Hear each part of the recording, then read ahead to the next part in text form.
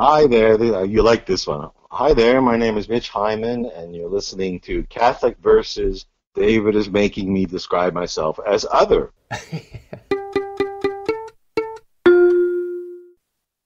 So tell the listeners a little bit about yourself, who you are, what you believe, and how you came to believe it. Well, obviously they know, or they wouldn't be listening to begin with.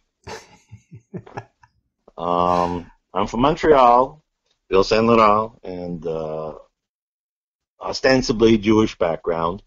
Uh, Parents considered themselves Jewish, traditional, not religious. Born in Canada, both of them, and the grandparents, of course, from Europe. And growing up in the suburbs, I did go to a Hebrew school, which was the thing that respectable people did. It was academically considered more rigorous and I guess safer for social cultural reasons, but not religious. Most, a friend of mine once said that the school ran the gamut beliefs from fairly religious on the one hand to like tolerates Jews on the other end of the spectrum. So the people weren't really religious. They didn't keep the laws. There was like 5%, and at some point in my tweens, I hung around with the 5% and learned a little bit more about it than most people did. But it was not a religious household. Theologically speaking, there wasn't a lot of talk. My dad was a businessman and a modern person and a tennis champion, and my mother liked books and music. And I had two sisters and one brother. So it was, in many ways, a typical North American, Canadian, nominally Jewish family, suburb family.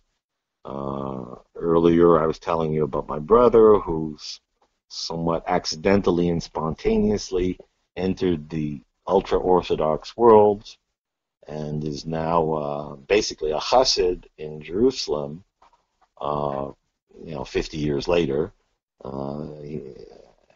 But it generally was accidental and somewhat spontaneous. It's not my parents' background, not even my grandparents' background particularly. He just changed schools at one point for social reasons, and the school itself changed its character about a year later unexpectedly and became an ultra-Orthodox school. And for my brother to fit in with that, he worked very hard and became a scholar in their community. And as I told you on an earlier take, however, his branch of orthodoxy isn't really especially charismatic or emotional, so there weren't a lot of dramatic discussions of God at home.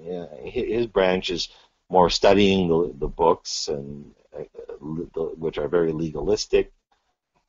He was only 12 years old, and when he was 14 or so, he moved into the dormitory, so we never really saw him except on the Sabbath. And it was sort of humorous because my dad had always had a good sense of humor, and whereas my brother sort of became this, 18th century fanatic. All of a sudden there were these tiny regulations to observe that no one had ever heard of before. What's an example? The example that comes to mind is on Pass. Do you want me to talk about this, Yeah, yeah, or yeah, yeah. just to satisfy the curiosity? On Passover, you have to eat the unleavened bread, the matzah, during the first two nights. Well, actually, during the whole holiday, but especially on the first two nights.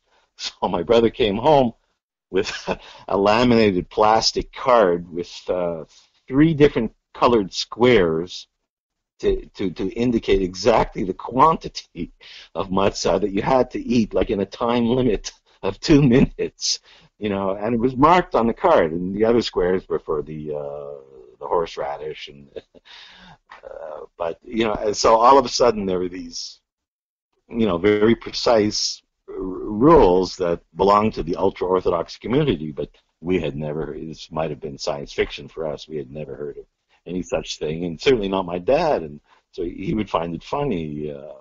He would tease my brother somewhat. He was respectful, but How did it affect you growing up, your brother's religion?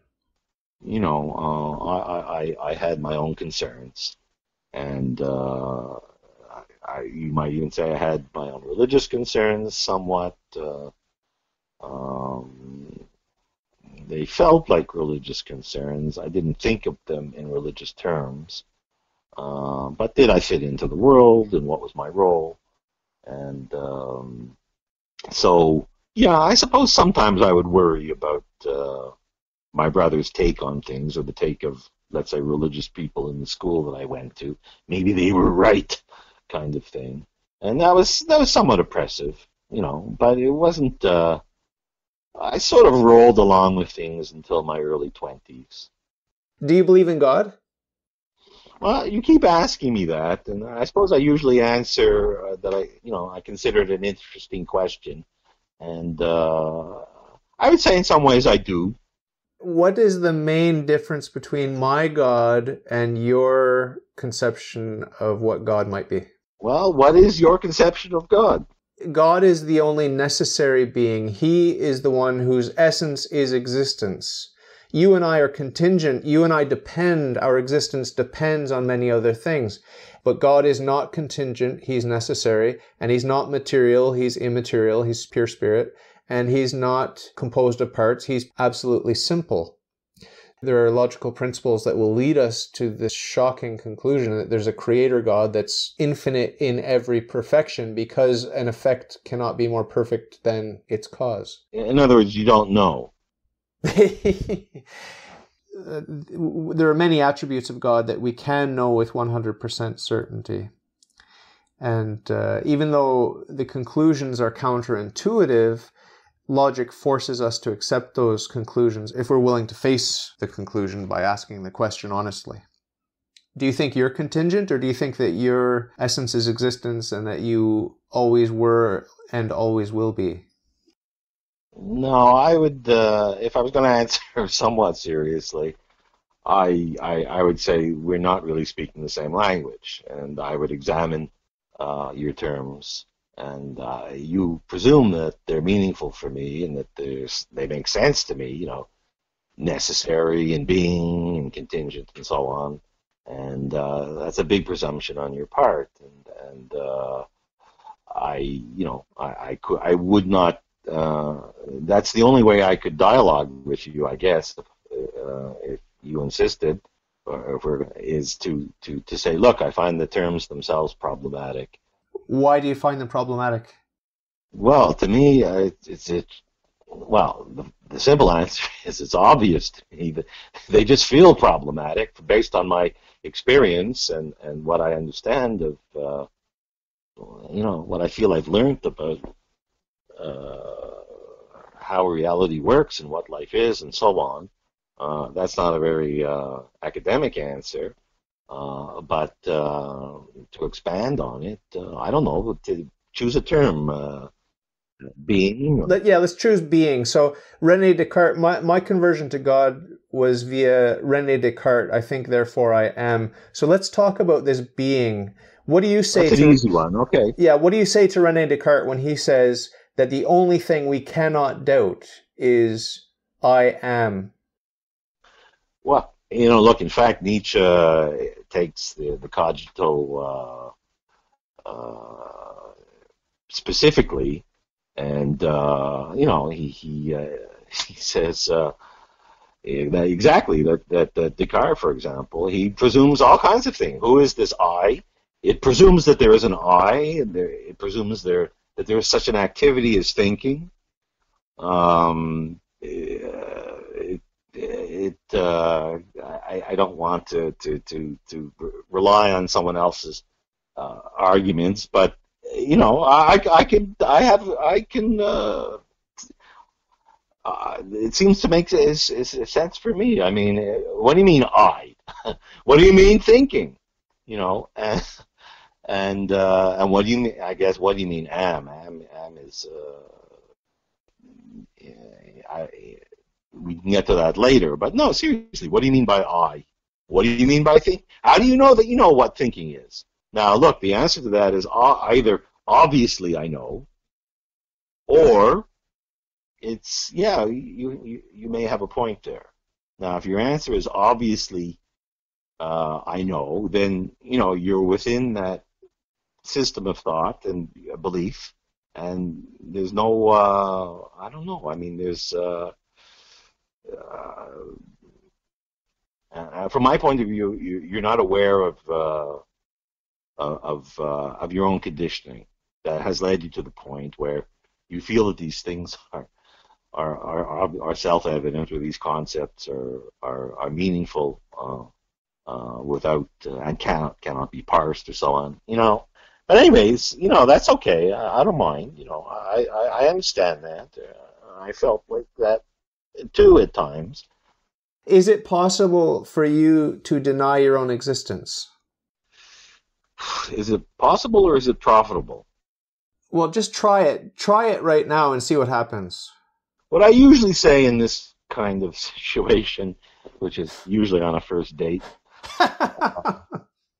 Nietzsche talks about, again, Nietzsche with the Nietzsche, he talks about perspectivism or perspective estimates. Look, we know,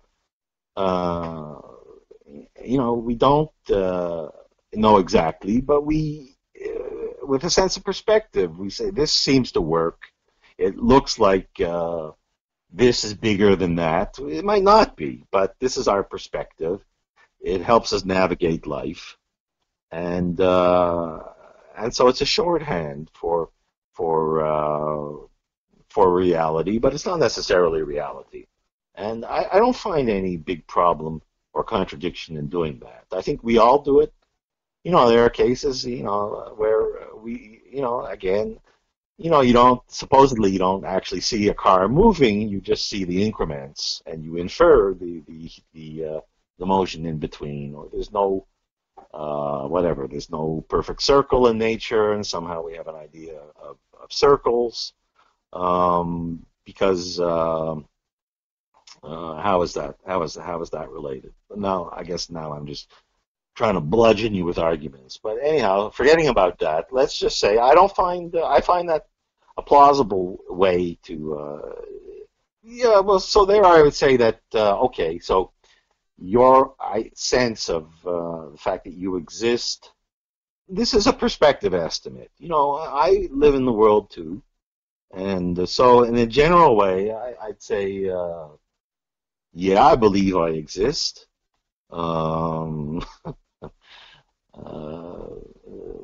Yeah, I believe I exist, and can I try to deny my existence? Oh, no, I prefer to deny your existence. Yeah, but you can do that because your senses may be deceiving you right now. This is René Descartes' entire point. It's a radical skepticism, and you seem to be radically skeptical. So I'm just asking, can you please deny your own existence now? All right. I do not exist? So when you said those words just now, you were affirming your existence. Therefore, you exist. You must be a lot of fun at parties. Yeah.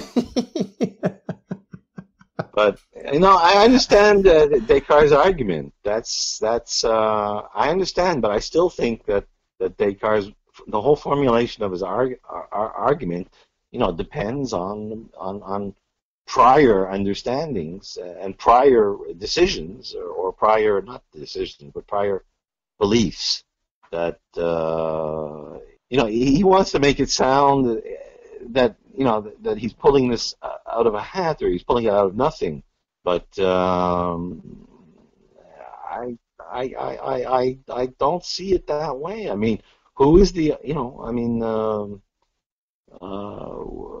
as I said, it presumes that it makes sense to talk about, that it even makes sense to use the word I. We don't know that. And that it makes sense to use the word thinking, as if we all understood exactly what thinking was or not, and maybe we're just thinking. Maybe we're just feeling what we're doing now, or maybe it's, we presume that all these words that we're using make sense, and I think that's buried in, and Descartes is, I think, basically Nietzsche saying that Descartes is a little naive, and but I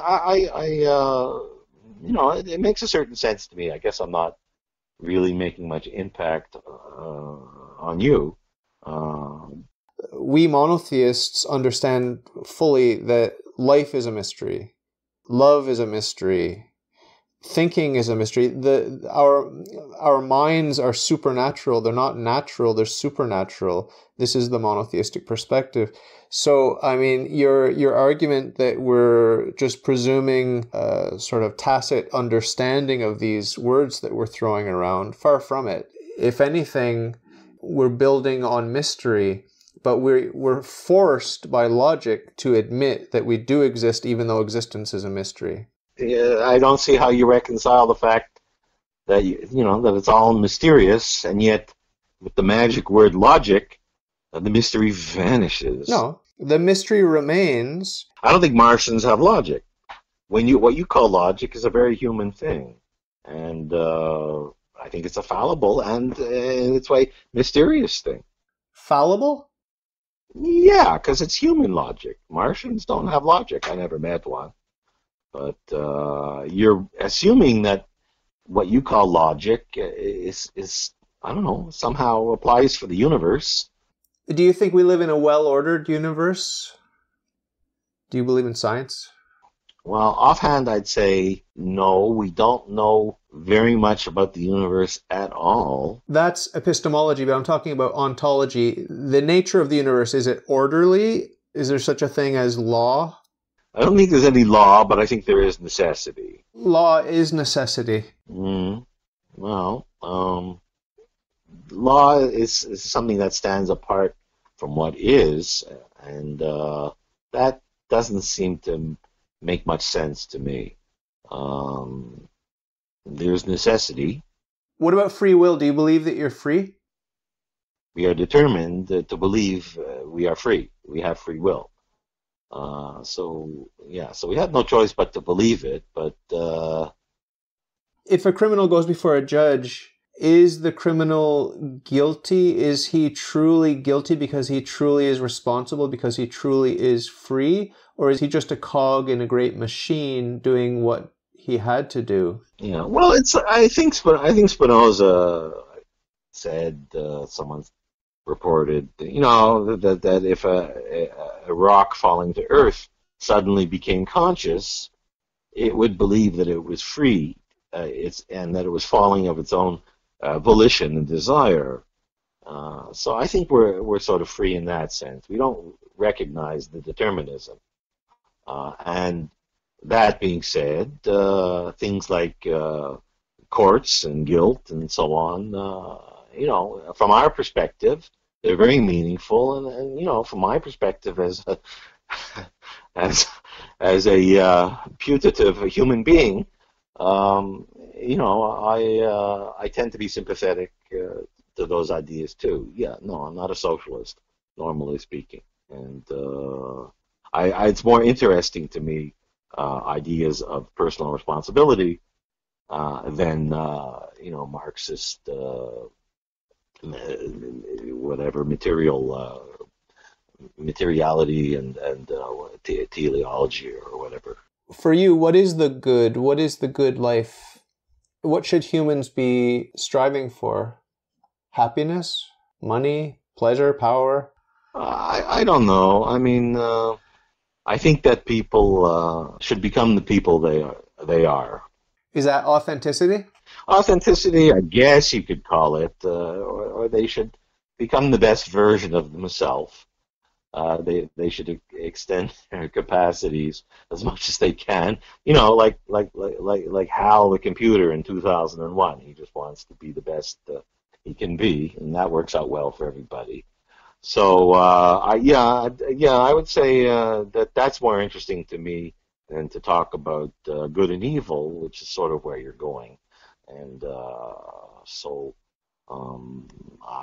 to me, it's more interesting to. I guess I'm more libertarian, or more interested in I think freeing the individual is just more interesting than constraining him by some kind of external morality, which, in my view, just represents the will to power priests and Catholics and psychology professors and things like that. It's just not very interesting. And scientists. Do you like existentialism generally? Do I like existentialism? I don't know. I don't.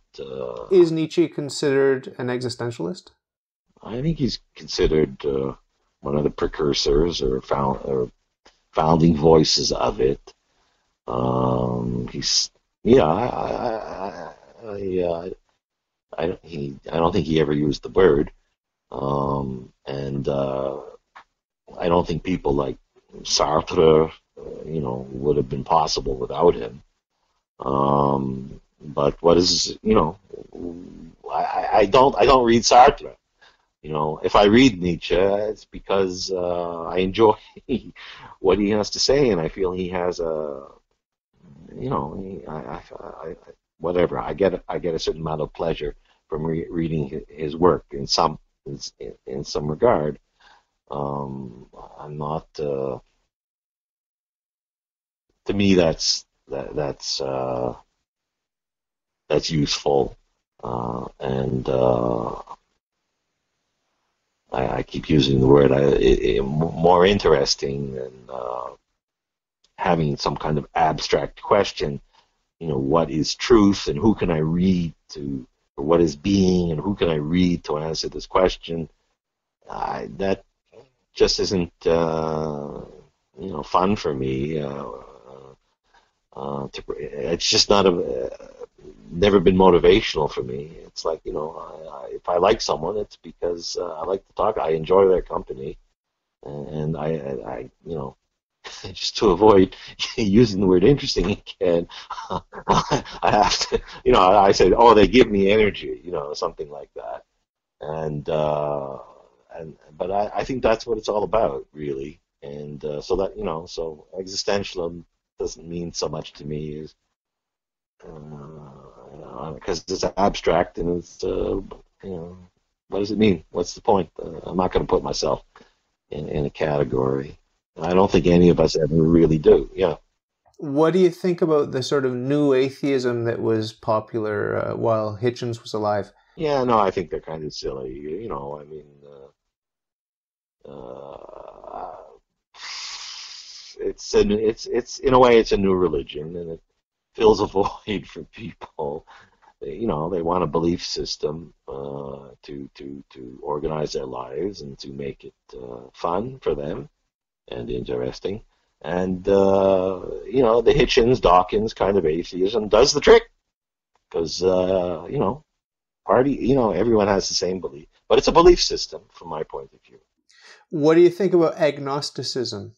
Well, I sometimes I call myself agnostic. That's one of your categories, eh? Is that one of your categories, agnostic? No. Why not?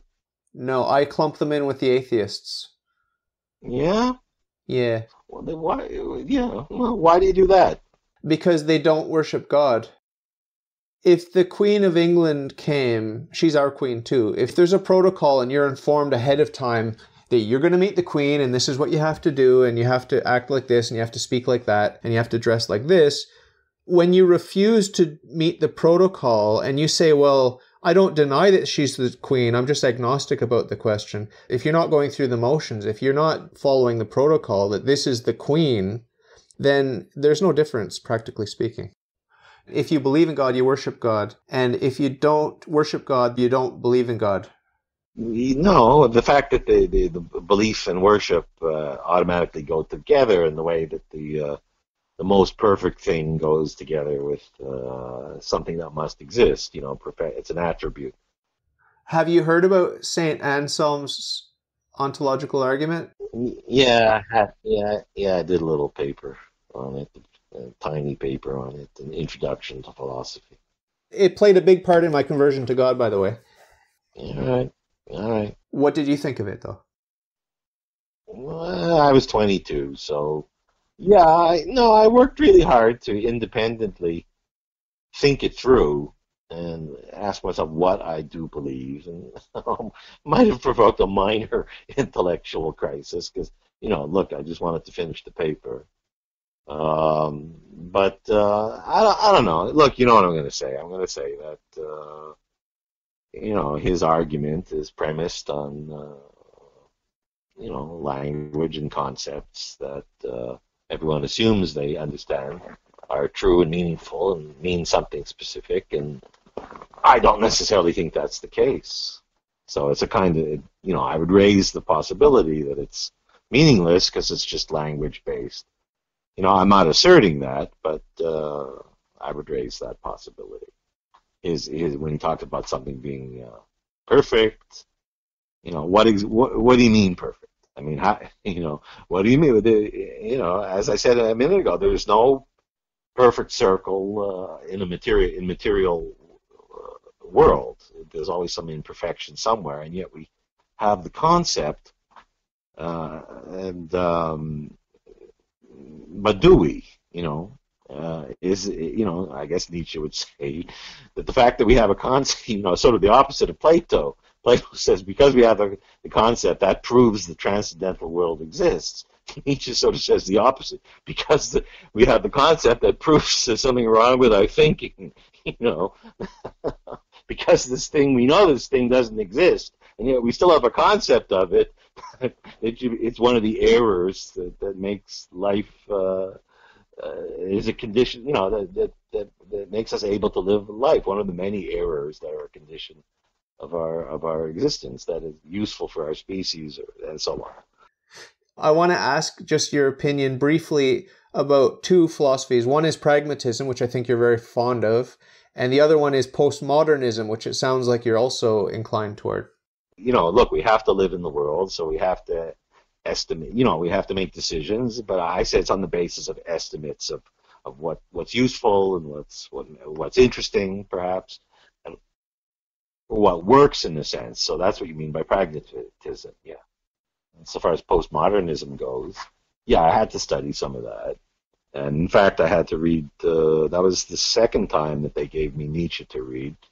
And it was interesting because I was terrified of postmodernism. I had never read a word of Derrida or anything like that.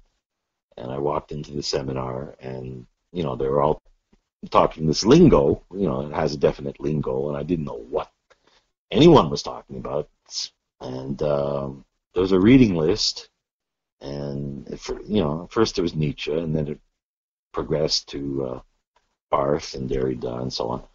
And so the next class, so I read the Nietzsche, and sort of like my brother, close reading it. And the next class, I talked. I didn't really know with confidence what I was saying, and that it made sense. But after a while, I noticed everyone was listening, and all of a sudden, I was the only person who, all of a sudden, I was the star student kind of thing. Like, I was the star student, and even I didn't know what I was saying. So that's postmodernism for you. And then later, I wrote a paper, sort of the same thing, sort of the same thing. I got like 100%, but ask me what it's about. It's like it's like when I studied calculus, I could get a very good mark, but what is calculus exactly? I never quite did figure that out. You were asking about postmodernism, and here I'm going to override your briefly adverbial, because you were asked, because I said that Anselm's argument is sort of text-based. The postmodernists are big with that. There's no reality. There's only text. Our whole sense of reality is based on the fact that we use language, and we sort of construct. And there's nothing there. It's only language. That's what they say, and I understand that. And to a degree, I believe it. But where I have a problem with them is, if that's the case, how do they go from that to their politics of social justice? Where does the language based where does the text of reality morph into all these hard rules about people of color needing to be privileged more than white people, and because they build, it's all hierarchy of power kind of thing. but somehow in there, somehow in there they go from a belief in everything is a hierarchy of power, which is, I guess, in a sense random, to a belief in the same hierarchy of power that must become moral. They're not supposed to believe in it's supposed to right the right. It's supposed to be justice. How does a reality that is power become something moral? But anyways, you'll edit that out, I'm sure. I do give my guests a chance at the end of my interviews just to ask me about Catholicism. Yeah. So if there's anything that you want to ask me now would be the time. If not, we'll move on and wrap up. No. No? You want to ask me about my faith?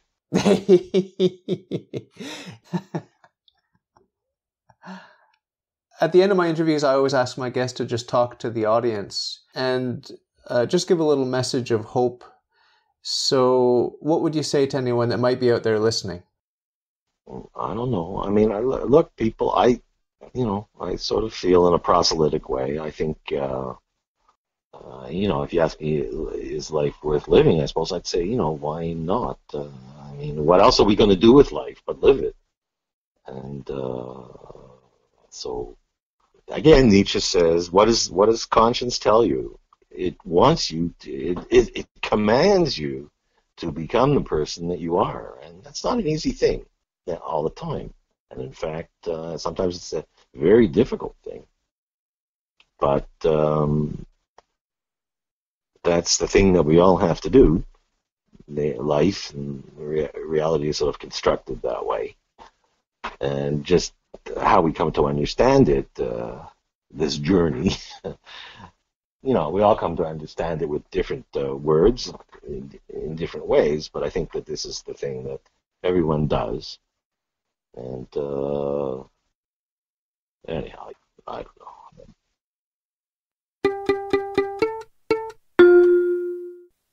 If you like your worldview, if you think it's swell, if you got some questions, ask me and I'll tell. All you got to do is ask. All you got to do is ask.